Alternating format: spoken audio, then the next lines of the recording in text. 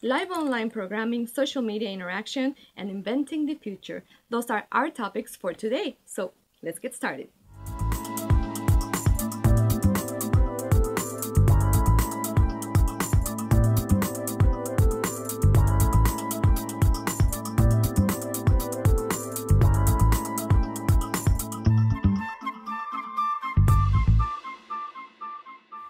Today we continue our series of one-on-one interviews straight from the New Media Expo, where Dr. Nat sat down with Barry Krause. He explained how his company has been able to integrate a product in a storyline through the use of social media. So let's go straight to the expo. I'm here with Barry Krause, and he is the former executive who headed up agencies like Publis, Hal Rainey, and JWT, and he is now off on a new endeavor called LiveLab. And it looks like you guys are taking brand engagement to the next level. So tell me a little bit about what you're doing. Well, what we've done is we've created what we call brand engagement studios or LiveLab studios, where we invite people to come and experience brands without any kind of selling, where we integrate what those brands do in life in real situations, whether it's a cooking show or an exercise show or whatever it might be. And we invite people to experience these practices and so on where our brands show up, and they show up naturally. We capture all of that, and we look for opportunities for people to behave like people rather than like actors in commercials. And that's really what we're trying to do. There's lots of ways to take engagement to the next level. Social media, for example. We're trying to do it in a way that's more authentic and credible and therefore engaging. Well, what's interesting about the advertising model, it's always been intrusive. So what it does is it pops into your living room, it pops into your feed with ads, and it sounds like this is more like product integration into a storyline. So that's true. I have found in my career that the things that have had the greatest impact are the true stories. I remember years ago working on Subway, and we had good success with them, but nothing quite like when we told the true story of a 500-pound guy that lost more than half his body weight eating submarine sandwiches. And frankly, the folks at Subway came back to me 10 years later and asked me if I'd do a second spot, and I said to them that, it wouldn't work because he's now a spokesman, but we'll think of something that we can do. And what we did there was we integrated the Subway diet, if you will, into Biggest Loser. Nice. Now, sure, that was paid, but on the other hand, it was still a pretty big risk because you didn't know what would happen. And that was really a big impetus for what we've tried to do in creating this company.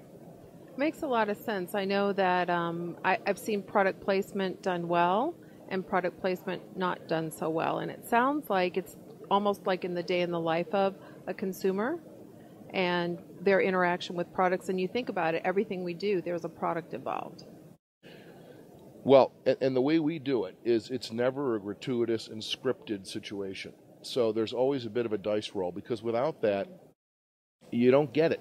We have in our Candid Capture studios cameras all over the place. And it drives my folks nuts sometimes because it's almost like security footage, because you have to throw 90% of it away.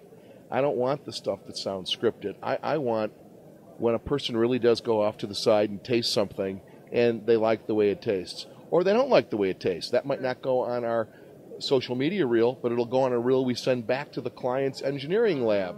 Nice. So we're just trying to get at, in a world where everyone's seen the $2 million Super Bowl commercials and so on, there's no further way to go up. So how do we just capture reality, and not in the way that, now we get reality TV shows, but even they aren't reality anymore. They're scripted environments. So that's what we're trying to do, is create opportunities for people to behave like people. So can you give me an example of a brand and a situation? So are they demographically targeted, like maybe mommies or teenagers or? Yeah, I mean, it all depends on the product. We have 3 types of live labs. One we call a pilot factory, and that's just based on try stuff out, rapid prototyping, fail fast. And then we call the live lab experience. And a live lab experience is, it could be 10 days or 3 months, and we do what I call digital Velcro, if that's legal to say. and it could be BMW one day and Kraft the next.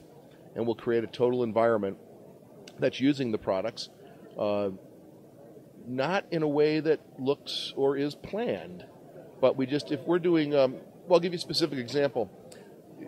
The best way to do that is our third product is what we call a custom LiveLab. And the first one we built was for Kenmore. And here's America's favorite appliance brand, but they've been under a lot of heat with a lot of competition, and they redesigned everything, state of the art, and they wanted to get people to look at them with fresh eyes. So we said, let's show up live, and let's bring people or invite people to experience things they want to experience versus interrupting what they're traditionally looking at with commercials. So in the case of Kenmore, they have washing machines and dryers, and they have cooking products. So we invite people to cooking shows, and we have had celebrity chefs from all over the world come in and do a cooking show. And that's it. And then people were like, what's the catch? I didn't pay anything, and I just had Gordon Ramsay cook for me. And there is no catch. And if one of these chefs starts talking about these products where it looks staged, we'll stop the show and we'll say, don't do that. But when you do catch Stephanie Eisert, who's one Top Chef, and she was cooking on their new induction range, and she's like, oh my God, this is amazing. I've been melting this caramel on here. I forgot about it, and it stayed exactly where I left it. That's like, book it. That's what we want. So that's an example for Kenmore. In the case of their other products, we'll have fashion shows. And we will put their products to the test naturally in the course of, we had an incident that happened at 1 o'clock in the morning before the big fashion show the next day. And we had these designers all working through the night on their sewing machines, and one of the designers spilled a red Gatorade all over the white wedding gown of another contestant. You just couldn't script that. No. And we had no choice. The girl was crying, and there was no choice but to put it into the Kenmore washers and dryers. How perfect. And we made a spot out of that. And you cut to from this girl who was crying saying, Kenmore dryers made it all new. And the only thing I remember when the client looked at it and they said, now you're not going to use that scene where she's putting it in there with the chipped fingernails, are you? You're going to fix that. And I go, no, we're not. No, we're not. This is real. They said, well, nobody ever makes a commercial with chipped fingernails. I said, exactly. This is not a commercial. And we do this for craftsmen, tools. We've had all kinds of interesting people in there and all kinds of shows. The Boy Scouts of America, getting parents and their kids to be behaving in new ways using tools, and we just capture that. Where do you get your consumers from? How do you recruit them? We invite people. It all depends. There, a lot of online and Facebook advertising through our client sites. I mean, the Craftsman brand has nearly 1 million Facebook fans to begin with, but we'll do advertising there. We run a lot on Blog Talk Radio, and we're tracking about 1 million a month people that we're reaching there for our live shows. So we invite people through that, and basically, there's an amplification effect that's happening. Well, I noticed in your press release that you talked about much higher engagement. So talk to me. Why do you think that is? Why are people tuning in? Why are they watching? Well, first of all, I was surprised to learn about this engagement. I didn't know this was happening. And then ComScore did the first study ever on what's a like worth. And they called this their social essentials study. And they worked on this, and amazingly, a woman named Erin Hunter, who was the head of this initiative at ComScore, who is now the head of the CPG practice at Facebook. Nice. She has a little hobby, Erin. And Erin looks like a professional business person, just as you do, for example. And she also likes to race motorcycles. And I made the mistake once in introducing her that she was the world's fastest woman. She corrected me that there's nothing woman about it. She holds the world speed record. Wow. She came in and did, as a motorcycle racer, a series when we were doing a motorcycle series for Craftsman. Oh my gosh. And so during that time, you know, she was interested in it as a person, watching herself, and she's working on the social essentials thing, and she was trying to see how does that content work? How does it do? Right. And basically, her work led her to find that we were getting about 6 views for every 1 view the top 100 brands online were getting. So you ask, why is that? I think it goes back to my earlier statement that when you've seen the $2 million Ridley Scott commercials, what are people more interested in now?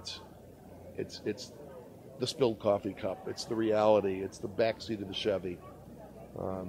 I think people can relate to it because everyday life isn't perfect. It isn't scripted. It doesn't go the way you think it's going to. And so it's really nice. I think people can relate to everyday people who are doing things and seeing how they react to it. So how do I get to be on a show? You're invited. What would you like to talk about? I don't know. Tell me your list of products because I love technology. You do? Well, we are launching a show here at NMX on Tuesday, which is a big high-stakes poker. We're in the right town for this.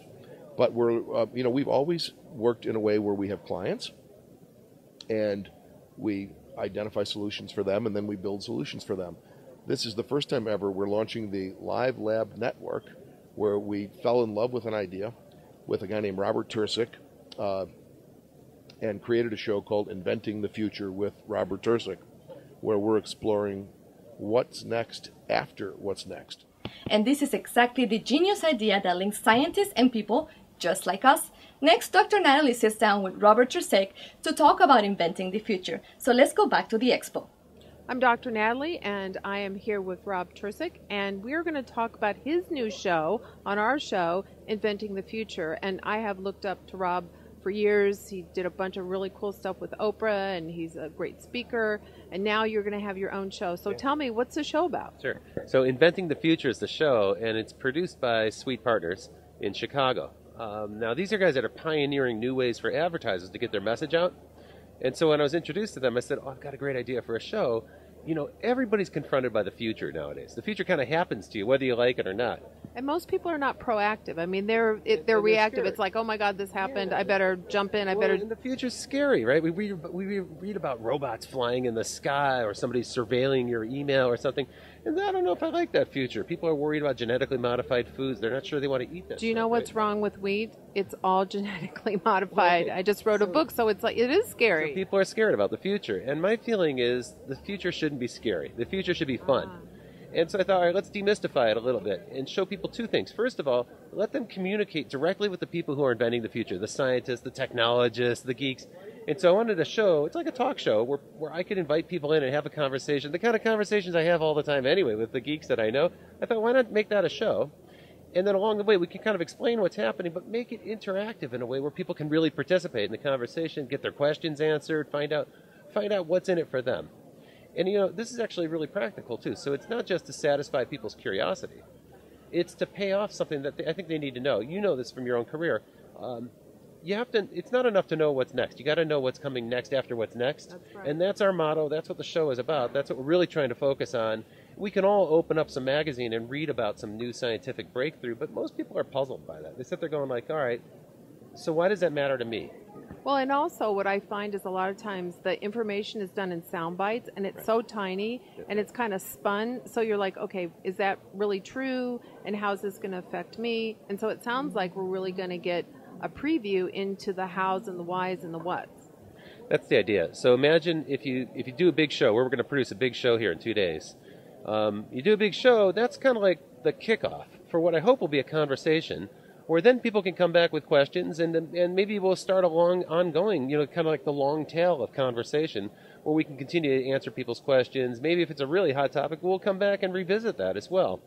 I would think it would be really helpful to inventors to hear people talk, because a lot of time, I mean, I have like an invention background, engineering background, and so a lot of times you're in the lab, you're creating this thing, and then when you present it to people, it's kind of a different experience. There's a reason why there's so few scientists that are really, really well known. Most of them are camera shy. They're not really trained in how to be a good spokesperson or how to present their ideas.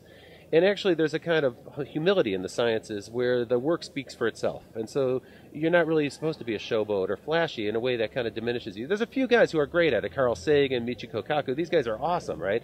But most scientists, by and large, they shun the limelight. They stay out of the limelight. That doesn't serve them so well. And what I always say to scientists is, you guys have been trained to believe that your work speaks for itself. But I got news for you.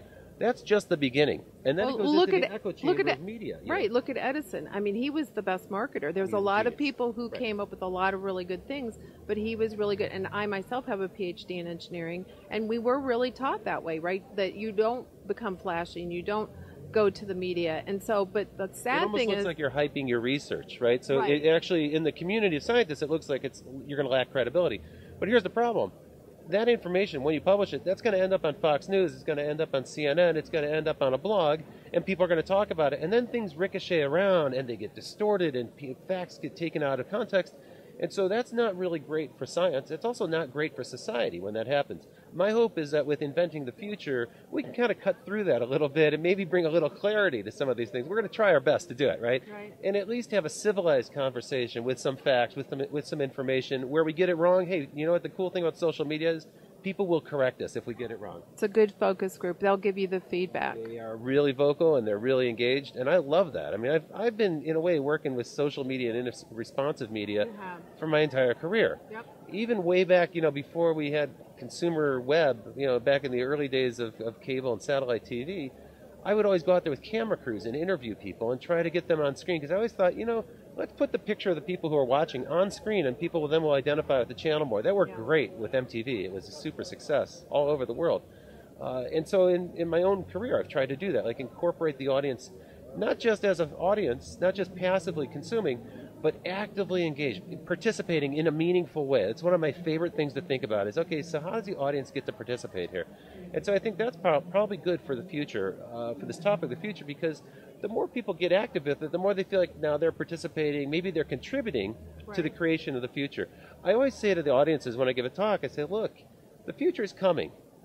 And if you have an idea for what that future should be, you owe it to yourself to get out there and go create that future. If you don't, what you're really doing is you're choosing not to act. You're going to relinquish that opportunity to somebody else, and then they're going to go create the future, and you're going to wake up one day living in the future that somebody else created. That makes me nuts. I would never want to live in that world. I want to get out there and create the future of my dream. You're obviously a proactive guy, and I think a lot of people are reactive, but you're giving them the responsibility and offering the opportunity to really take part in the co-creation of a new world. Well, and you'll see this when we start the show. We start with the motto that the people who invented the future that you're living in right now, they were no smarter, they had no better gifts or talents than anybody who's watching this show. You've got the same skill set, and if you're watching this in English, well, then you've got this incredible advantage over the rest of the world. You're one of the few lucky people who speak this language and can understand this stuff and follow along. For other people, they need to learn a second language just to follow along, and they're working really hard to do it. God bless them. Well, anyhow, look, the idea is to bring this information to people in a fun way, where it's accessible, it's demystified, maybe it's not so scary, maybe it sounds like something you can participate in. That's the motto and the idea of the show. Well, I would love to participate and have fun with you, and I have a special request that you do some shows with female engineers and scientists, because there's not a lot of us. When I graduated from UCLA, I was the only American female in my PhD graduating class. So that's just as a role model, just to let little girls know that you can be smart and beautiful. That's right. That's a very, very good point. Thanks. Thank you, and thank you very much for the interview. Happy to be here. Enjoy the show. That's right, Dr. Natalie. I hope he includes women, as without us the future, well, simply cannot be created, much less invented.